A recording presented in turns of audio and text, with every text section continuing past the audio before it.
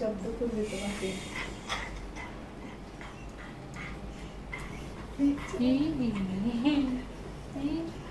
এই যে পড়া করবে, এখন থেকেই পড়া করে দেবো।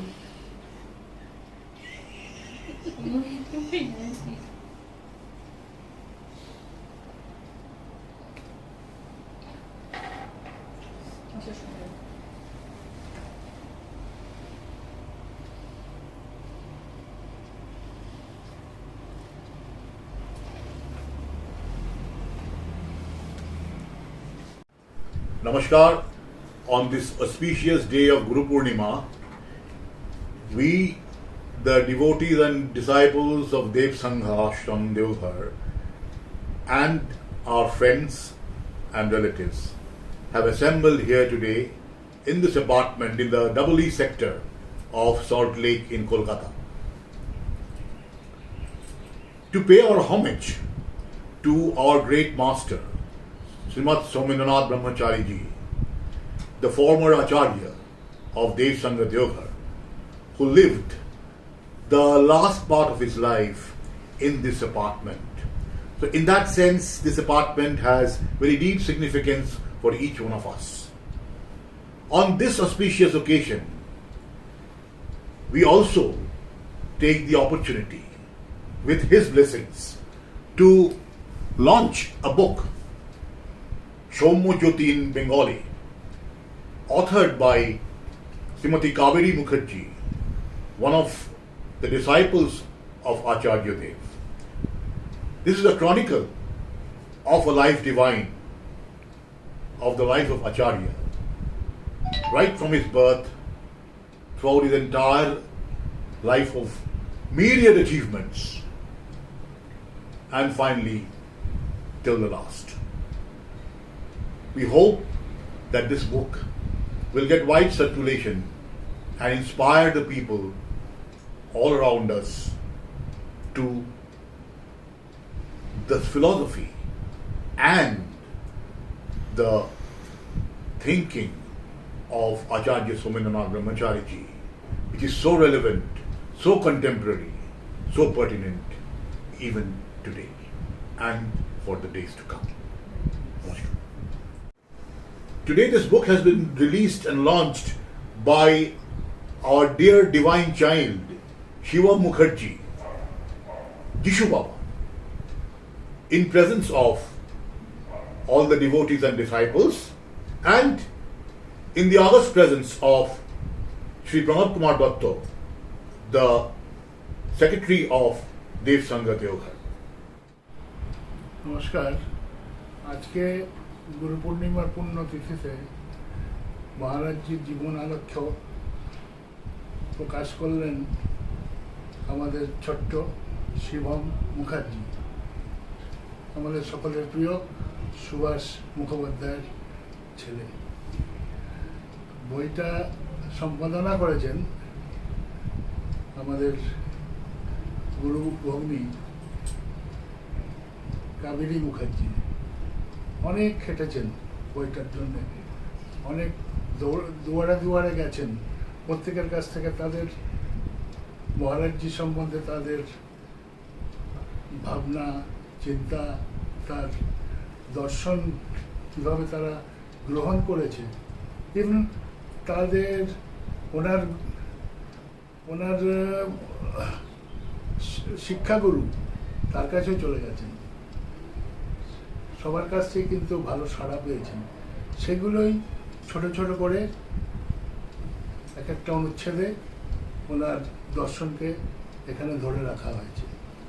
আশা করি এটা আমাদের সকলের জীবনের একটা পাথে হয়ে থাকবে, আগামী প্রজন্মের কাছে এটা একটা মূল্যবান দলিল হিসাবেই পরিগণিত হবে। ধন্যবাদ। আজকের মতো এখানে রাখছি। নমস্কার।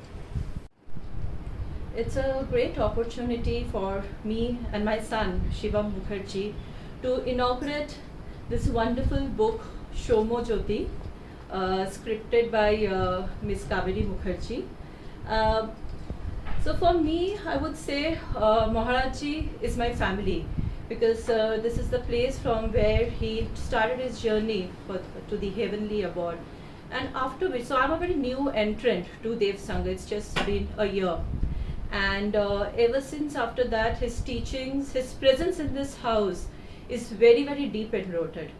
Through Subhash, through his prayers, through his small little teachings that he has been giving me, is always about Maharajji and what he has taught to all his Shishyas. More than teaching, also the blessing, because within a year after my marriage, I'm being blessed with Shivam, my son. So I think his presence is all over, and I'm deeply, deeply happy and obliged that this occasion has happened in this house. Thank you.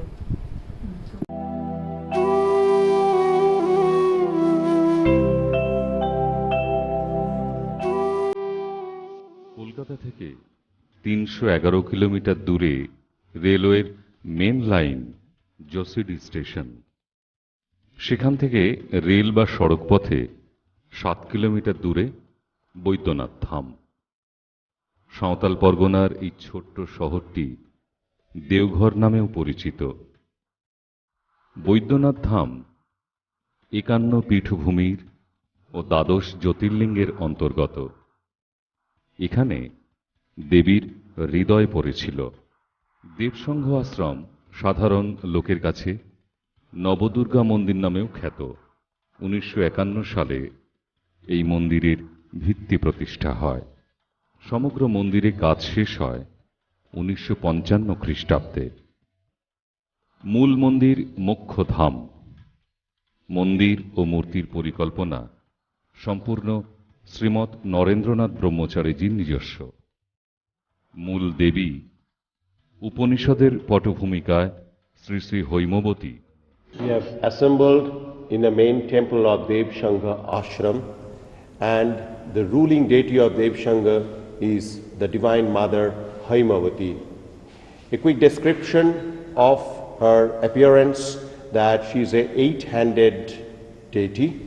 The lowermost pair of hand is red, depicting Brahma, the creating God. Next higher pair of hands is blue. Shankha and Chakra depicts the Vishnu, maintenance. And third higher pair of hands is white in color. There is Trishul and Damaru, that's Lord Shiva.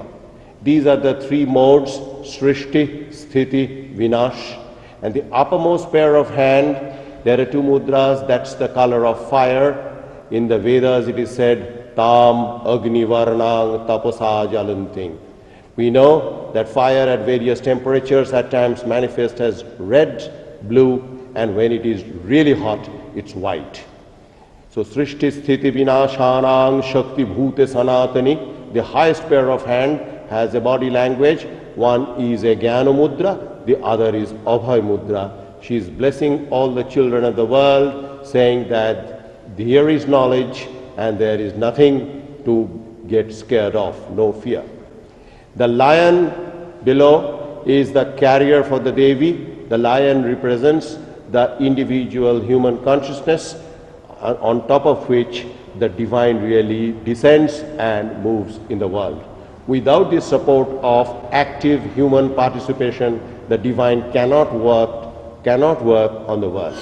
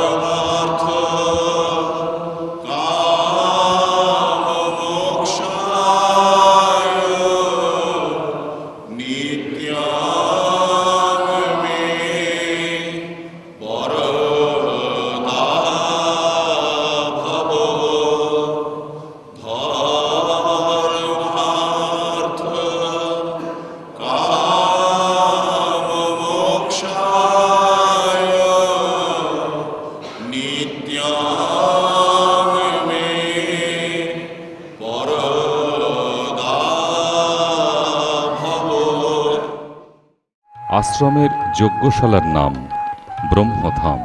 প্রতি পূর্ণিমা অমাবস্যা ছাড়া অন্যান্য পুজোর সময় এখানেই home যজ্ঞ হয়।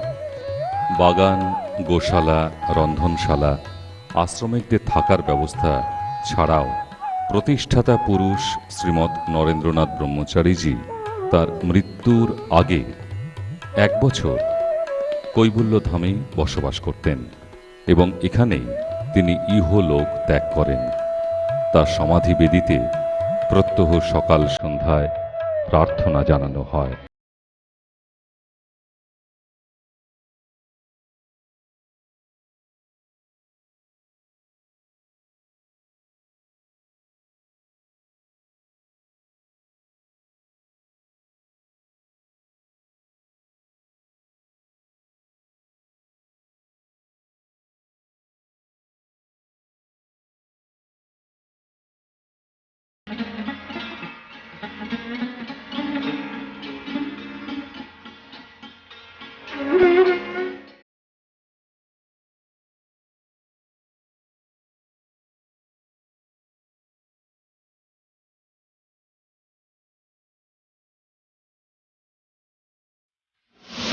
कृपाहि केवलम कृपाहि केवलम कृपाहि केवलम कृपाहि केवलम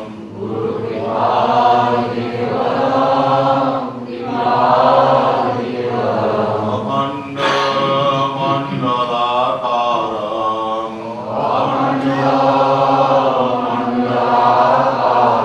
व्याप्तं येन चराचरम्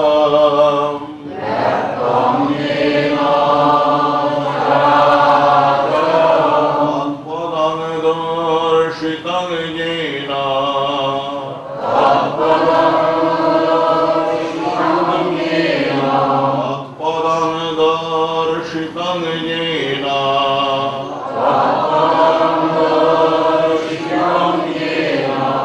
तस्मै श्रीगुरवे नमः।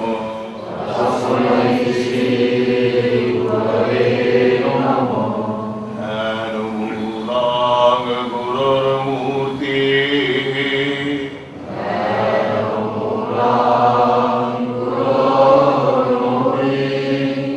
पूजामूलां गुरः पदाम्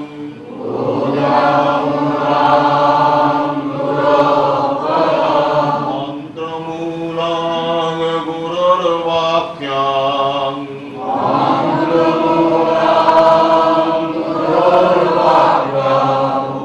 मोक्षमूलां गुरः कृपा मोक्षमूलां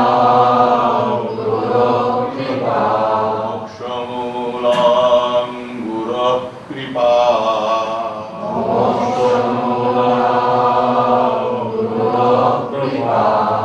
कृपाहि केवलम कृपाहि केवलम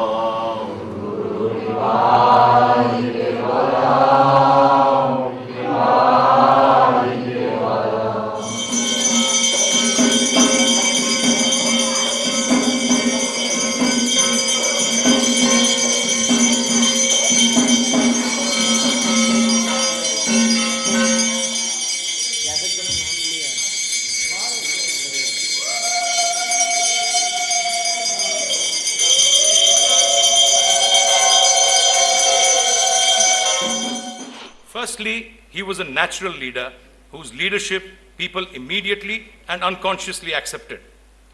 These qualities he demonstrated very early in life. His attraction and magnetic personality and the sense of love to the people, including me, draws us to come to Devsang Devghar We come here to get inspiration, to do services for the society, perhaps in a selfless manner.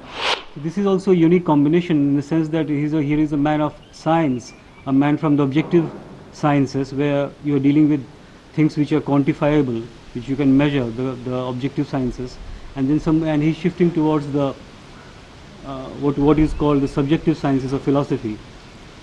So you have somebody where you find both. তত্ত্বের দিক থেকে ভগবদ গীতা হলো অদ্বৈত অমৃতবর্ষিণী। এই অদ্বৈত তত্ত্ব চয়ন করেছিলেন স্বয়ং গোপাল নন্দন। তিনি সমস্ত উপনিষদ থেকে চয়ন করে মাত্র 700টা শ্লোকে এই 18টা অধ্যায়ে ভগবদ গীতা দিয়ে গেছেন, যেটা হচ্ছে বেদান্ত শাস্ত্রের নির্যাস। এবং অদ্বৈত অমৃতবর্ষিণী বলে আচার্য শঙ্করের অদ্বৈত তত্ত্বের যে ইন্টারপ্রিটেশন, সেইটাকে অবলম্বন করে আমরা দেখতে চেয়েছি যে ভগবদ গীতার যদি আমরা সাধনা অবলম্বন করি, তাহলে আমি, জগৎ, ব্রহ্ম বা ঈশ্বর, এই সব যে নানান রকম আছে, এই সমস্ত এসে মিলে যাবে। সব পথ সে এসে মিলে গেল এসে তোমারই দুটি নয়নে। যে স্তরের মানুষ ছিল সে কল্পনা করা যায় না, এবং ওকে আমরা কোনোদিন কিন্তু আচার্য হিসেবে দেখিনি, দেখেছি ঠিক একটা আমাদের সাধারণ মানুষের মতো। এত স্পষ্ট বক্তা, এত বুদ্ধি, এবং ওর প্রাণ ভরা ভালোবাসা ছিল। আচার্য সৌমেন্দ্রনাথ ব্রহ্মচারীর সঙ্গে আমার 1968 সাল থেকে পরিচয়, এবং সেটা খুব ঘনিষ্ঠ পরিচয় হিসাবে ওনার শেষ দিন পর্যন্ত ব্যাপ্ত ছিল। উনি আমার ছোট ভাইয়ের মতো বলবো না, আমার ছোট ভাই ছিল। কারণ সব জায়গায় আমি বলতাম যে উনি গুরুদেব হতে পারেন, কিন্তু আমার কাছে ও আমার ছোট ভাই। শরীর নিয়েই ব্যস্ত, কখনো করছে ময়েশ্চারাইজার লাগাচ্ছে, কখনো তুলছে, কখনো কিছু করছে, আর সবসময় মুভমেন্টের মধ্যে যে আমার যে একটা মন আছে, বুদ্ধি আছে, ভালোবাসা আছে, ওসবের কোনো ব্যাপারই নেই। আমি একটা যেন ছাগলের লাশের মতন বা মুরগি, শরীর নিয়ে থপ থপ থপ থপ করছে। তো ওই লোকের সঙ্গে ফিগার খুব একটা ভালো ছিল না, কিন্তু কি মনে হয় কি সবসময় নিজেকে শরীর মোট করতে নাকি বেশি শরীর বোধ থাকতোই না। এই শরীর বোধ, শরীরটা ফিগার টিগার মেনটেন করা ভালো, কিন্তু সবসময় শরীর শরীর শরীর নিয়ে আমি একটা শরীর বললে you degenerate yourself into a ছাগল আর মুরগি, তাই না? লোকে ছাগল মুরগি কেনার সময় তো শরীর দেখেই কেনে, তার মন বুদ্ধি থেকে তো কেনে না। বেদান্তে বলেছেন নাকি প্রথম যখন সৃষ্টি হলো, ফার্স্ট কি সৃষ্টি হলো বলতো? আকাশ, স্পেস। সেই স্পেস যেটা সৃষ্টি হলো টাইমের আগে না পরে? টাইমের পরে। টাইম অলরেডি ক্রিয়েটেড হয়ে গেছে, স্পেস ক্রিয়েটেড হলো। সেই স্পেস ক্রিয়েশনের 3টে ফেজ আছে, তাদের দেবতা কারা? ব্রহ্মা, বিষ্ণু, মহেশ্বর। এরা স্পেসের যে এসেনশিয়াল এক্সট্রাক্ট, তার যে প্রাণশক্তি রস, সেইটা দিয়ে প্রথম চান করাচ্ছেন। এই স্পেস হলো বোম, আর তার যে রস সেটা হচ্ছে গঙ্গাম্বু। গঙ্গাম্বু মানে বাবুঘাটের গঙ্গা নয়, কিন্তু স্পেসের মধ্যে যে রস আছে। Intellectually, I always found him very knowledgeable, willing to discuss every issue. It was always a pleasure to have him around. As a person, he was a wonderful human being. 92 সালে এই হলটা তৈরি হওয়ার পরে যখন এই নতুন করে এই বক্তৃতা শুরু হয়, তার নেতৃত্বে ছিলেন কিন্তু সৌমেন্দ্রনাথ ব্রহ্মচারী, এবং প্রথম দিকের অনেকগুলো বক্তৃতাই উনি দিতেন, এবং উনি বক্তৃতা দিতে এলে লোকজনও অনেক হতো। এইখান থেকেই কিন্তু এই রবিসন্ধ্যা বক্তৃতাটা জনপ্রিয় হয়।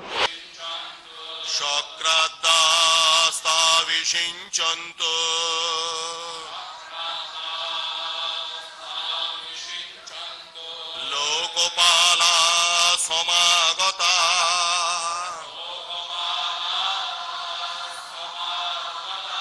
সাগর উদক পূর্ণেন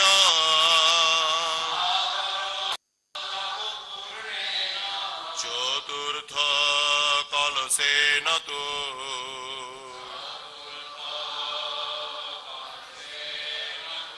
চতুর্থ কলসে নতো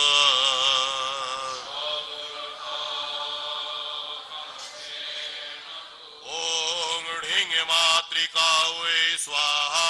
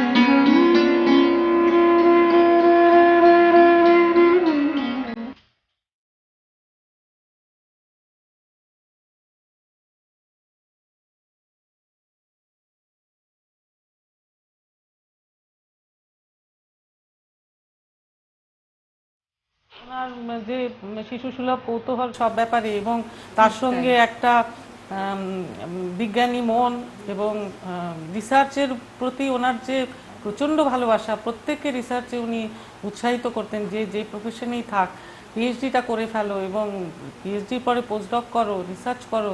এ তো আমি সবাইকে ওনাকে বলতে চাই। Very intelligent, very creative, very articulate, very simple, very loving, very caring, humble, humorous, very humane. I mean, there could be a number of adjectives that we could fix or prefix his name, and that too with a very. অসাধারণ মানুষ, এরকম মানুষ বোধহয় হয় না।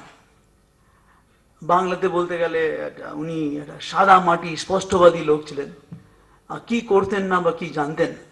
The most thing that impressed me was as soon as you assumed the office of Acharya in Devgarh, of Acharya of Dev Sangha, the first thing that he did was a blood bank.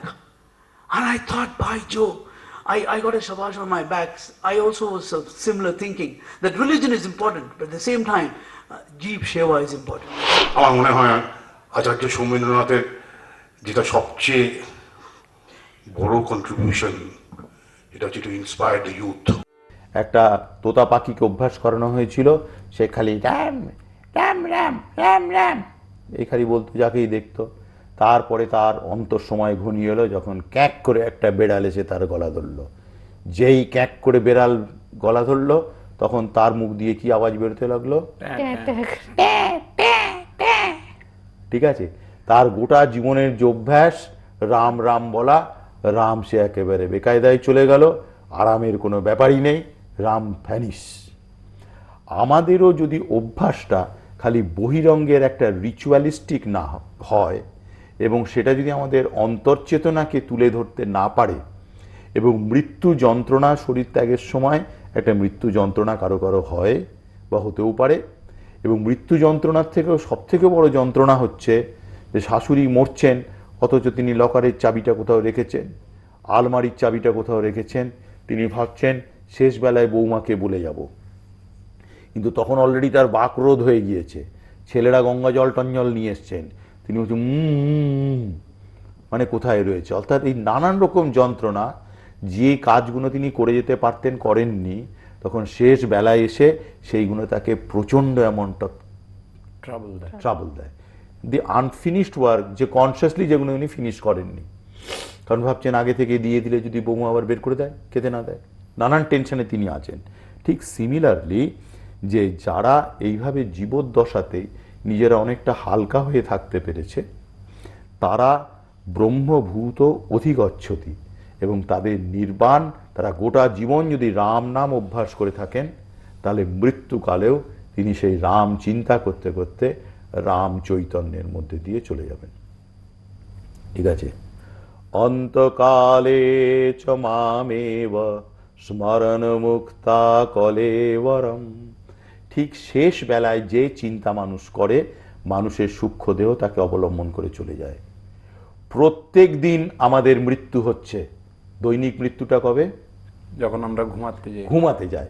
সুতরাং ঘুমের সময় যে last থটটা নিয়ে বা যেটা দেখে আমরা অনুভব করে যাই, ঘুমের অবচেতন মনে সেটা ক্রিয়াশীল থাকে। আপনি যদি খুব একটা এক্সাইটিং সিরিয়াল দেখে ঘুমাতে যান তাহলে আপনার অজান্তে সেই এক্সাইটমেন্টটা কাজ করতে থাকবে। এই জন্যে ঘুমের আগে খুব এক্সাইটিং সিরিয়াল দেখবেন না। যদি সম্ভব হয় একটু অমৃত কথা শুনে নেবেন, শুনে নিয়ে অথবা একটু গীতা পড়ে নেবেন বা ভালো কিছু পড়বেন, একটা সৎ চিন্তা করবেন, তাহলে নিজের অজান্তে ঘুমের মধ্যে সেইটা কাজ করবে। ব্রহ্মচারী শ্রীমৎ সৌমেন্দ্রনাথ দেবসংঘ আশ্রমের আচার্য, মহান আধ্যাত্মিক সম্পদ সমৃদ্ধ, যেটা বাইরে সাধারণত সকলে বুঝতেই পারত না। হাস্য পরিহাস রঙ্গরস লীলাচ্ছলে থাকতেন।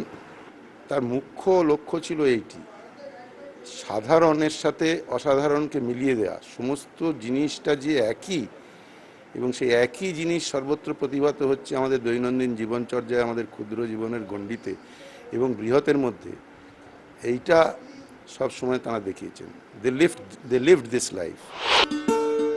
আনন্দময় পুরুষ সেই দিব্য আনন্দের সন্ধান পেয়েছিলেন বলেই তার প্রকাশ ছিল বাইরে সদা হাস্যময় মূর্তিতে এবং রঙ্গরসিকতার মধ্যে, যার ছোঁয়া মানুষকে স্পর্শ করত, আনন্দ দিত এবং প্রত্যেকেই ভাবত তিনি আমার সবচেয়ে কাছের মানুষ।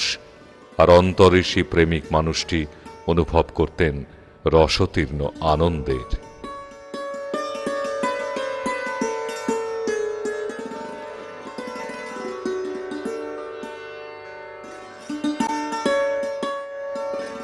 Upanishad, Isha Upanishad, one of the oldest, called it Avidya. It is not anti-Vidya, specialized worldly knowledge, and spirit is Vidya, generalized wisdom. Upanishad says that if you follow either specialized worldly knowledge or generalized wisdom or spirituality, each in isolation will cause tremendous damage. Which one will cause worse damage? If you follow Vidya or spiritual knowledge to the exclusion of material knowledge. This is Vedanta, our rishis have said, not the ones of Babajis and Rishi. Then what should one do in life? Vidyancha avidyancha jastad vedo uvayam saha. Jastad vedo uvayam saha. If you intermix spirituality and material pursuits in proper proportion, then avidvaya amritum ititva vidvaya amritam asnute. You have a good worldly life, and on that foundation you build your spiritual superstructure. This is called Rishi culture versus the actually culture of renunciation, sannyasi culture. I have given that example. If you remember your chemistry, too much of pursuit of material goals will generate definitely acidity, HCl. And if you have acidity, it's good to take some amount of antacid. Don't drink in a way sodium hydroxide. But if you intermix them properly at every station of your life, you come up with NaCl and H2O, which is very good for you, will do no damage. Aruchandravatangsam